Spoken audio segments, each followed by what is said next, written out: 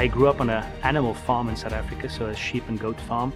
And that part of my journey before I started my science career helped me really get myself grounded in what's important from a farming perspective. And that taught me a lot about sustainable agricultural practices, why innovation is needed to unlock opportunities for farmers to be more successful, but also with the community that we farm in is also putting that opportunity back into the local community from an employment career perspective for folks in these communities that are underprivileged. I was always on a career path to go and farm when I was in high school and went to college. But for me, the aha moment was the moment I see the connection that we can do using science to solve big issues for farmers. And I then figured out that I better serve my farming community from being a scientist versus being a farmer, and how you bring the farming experience and the tight connection there to the challenges farmers have together with the science and innovation.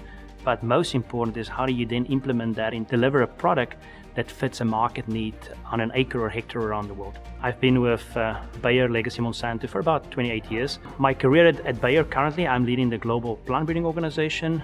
We have a plant breeding team around the world where we have significant seed markets focused on 27 different crop species to get better products, genetically improved products, out to farmer customers, and then in the case of vegetables also to consumers around the world. Why that is important is really making sure that we secure a stable, sustainable food source for the future, whether that goes to animal feed in the case of corn and soybeans, or to the end consumer in the case of the vegetable crops that we're in. We are tremendously speeding up the level of genetic gain year over year by bringing new genetics to market, by using these new technologies and platforms to accelerate the quality of products, but also the market fit to help farmers solve the global issues around food security, shortage in labor and water, but also the climate resilient and shifts that we see around the world. And I think over the last decade, with the help of many companies, small and large, here in St. Louis, we've created this ecosystem of science, and we're really elevating it so people take note of St. Louis as a ag innovation ecosystem for both large and also small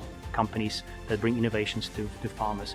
So I'm also very excited to unlock the opportunity for the next generation of scientists through the programs that we run, through the coaching and mentoring interactions that I have, to get the next level of scientists ready to take over the baton once I'm done, which is not today, but really continue that journey of innovation and help solve these big problems for the next 2 generations at least.